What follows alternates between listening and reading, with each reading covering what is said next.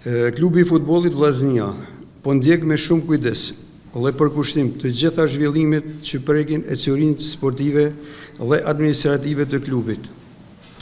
Për fat të keq, në vend që përqendrimi ynë maksimal të ishte në përmirësimin e mëtejshëm të rezultateve sportive, përballemi çdo ditë me lajme që në mënyrë të qëllimshme interpretohen shtrembur, duke shtuar deri aty kërcënohet ekzistenca e Vllaznisë.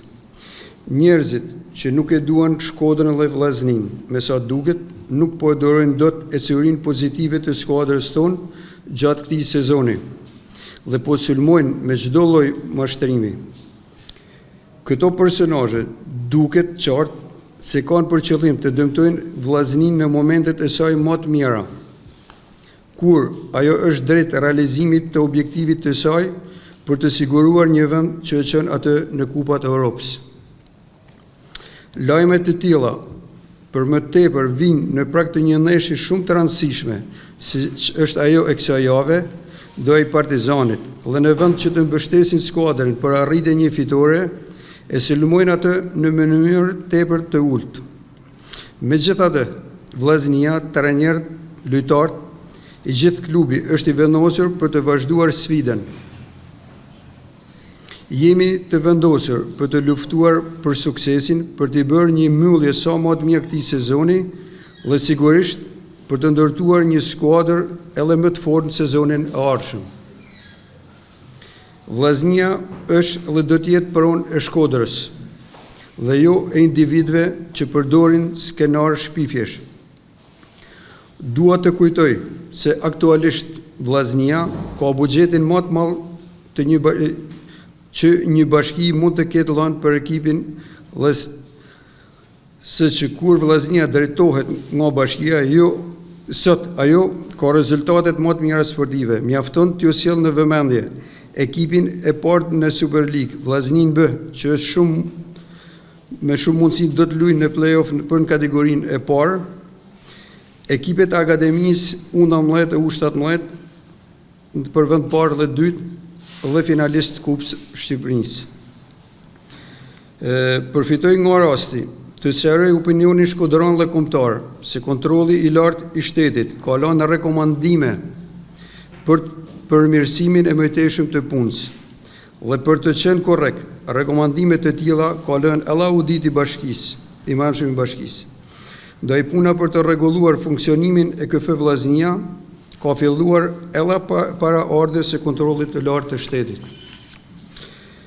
Megjithatë, duhet të sqaroj disa pika mjaft të përfolura edhe në media gjatë ditëve të fundit që lidhen me gjetjet e kontrollit të lartë të shtetit.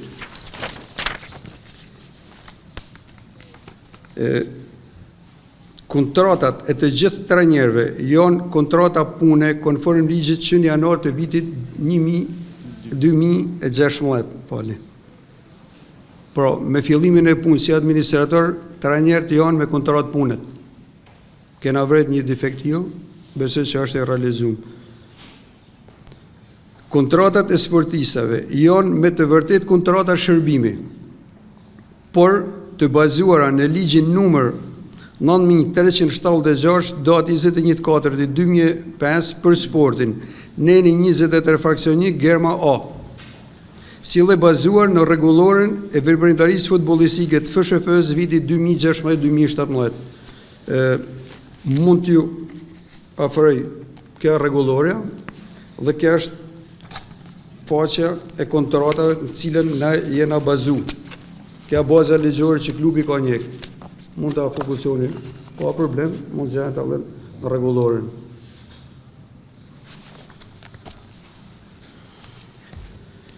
Në lidhje me abuzimet e supozuara financiare, duhet të sqaroj dhe kemi të bëjmë me detyrim të kontabilizuar, jo vjellje ose abuzim që kush kanë shku këta pare, që ta flasim lirshëm.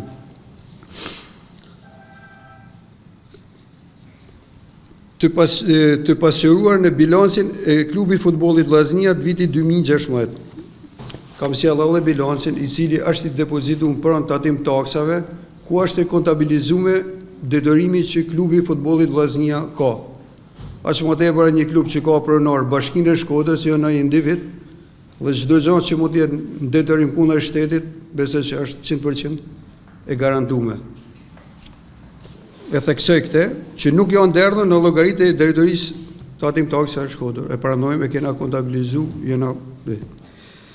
Ju informoj se klubi ka një marrëveshje me drejtorinë e tatime për borxhe për likuidime me këste.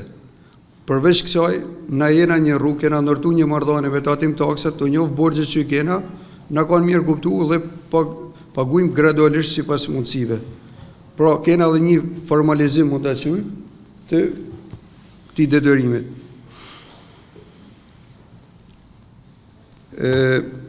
Është një pikë që përflitet të lojtarët e huaj. Më leni të sqaroj diçka. Të çdo lojtar, si u huaj, si po thojmë shqiptar, ka të njëjtin standard kontratet. Po të doni ulim kontratat, ka të njëjtin krahasim. Nuk ka ndryshim. E vetmja gjë që avure edhe me drejt, ka kënë problemi i lajës qëndrimi që asgjë janë marrë lajet, janë marrë dokumentacion për dy të lojtarët huaj. Më leni të sqaroj edhe diçka tjetër. Është një pikë që thët për 2015, janë që se ka bëjë edhe më korrigjoni, që flet për 35 lojtarë.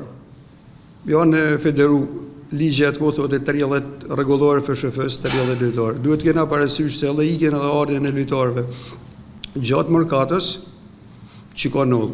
Për sa i përket vitit 2016, për cilën që unë kam filluar si administrator, ose serinë e kampionatit 2015-2016, cilën takoj me vazhdu. FSHF-ja ka 25 lojtarë, janë të federum 32 lojtarë. Të kena parasysh që në janar kam largu disa futbolista, ju i dini tashmo emrat e lojtarëve, dhe janë shtu tjerë total. Njëtën kohë duhet të sqaroj diçka, nëse ecim njëjtin standard. Klubi i futbollit Vllaznia ka 2 ekipe, ka Vllaznia A, e Superligës dhe Vllaznia B, nëse më lëni të quajmë kështu. Atëherë, në Federatën Shqiptare të Futbollit, cilët na mund t'i ulim të gjithë dokumentat, kena 2 lista, të cilat janë me 50 lojtarë. Nëse ecim me këtë standard, atëherë nëse na kena sot në kontratë, kena 30 lojtarë, 32 lojtarë, na mund kena edhe 50 lojtarë se kena 2 ekipe. Por numri unë është shumë herë më i vogël në raport me atë që e lejon rregulloria e futbollit.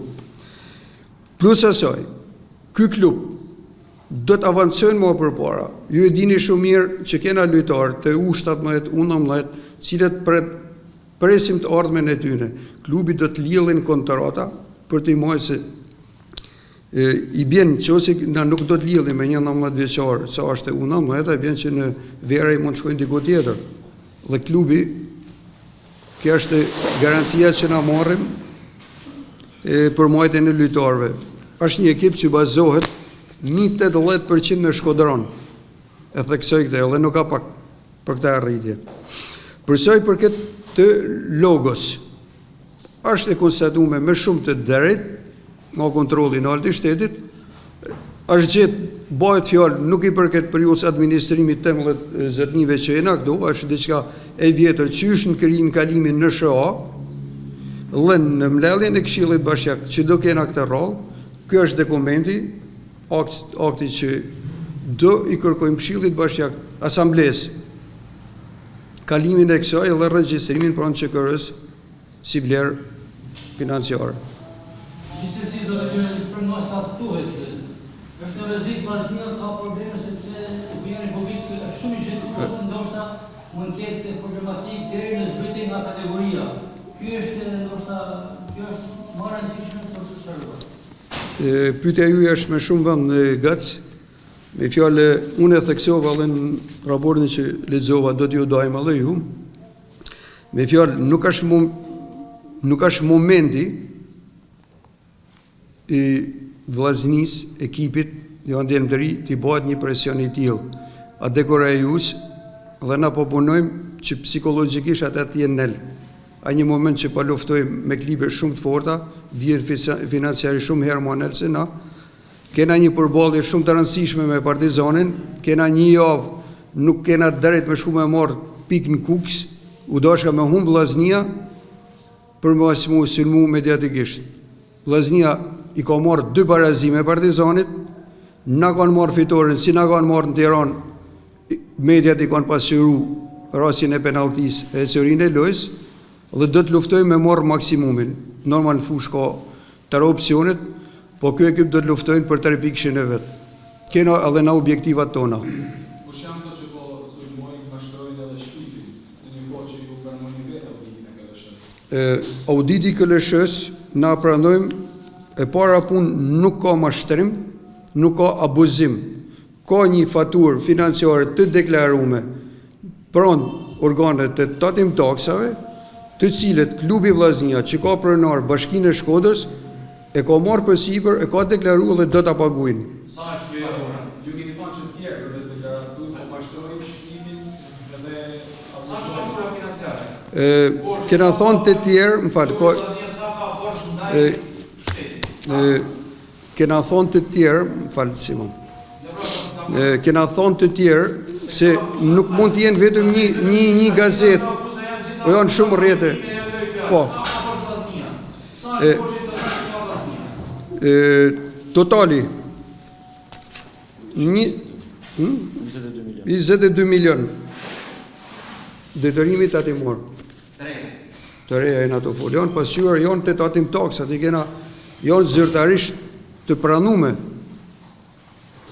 Besoj se mua transparent, se i këte që den, plus kësaj, për këta detyrim, na kena i marrëveshje me tatim taksat, i kena qëndru korrekt, vetëm para një mujit e pak kam kalu 23 milione diçka të vjetra.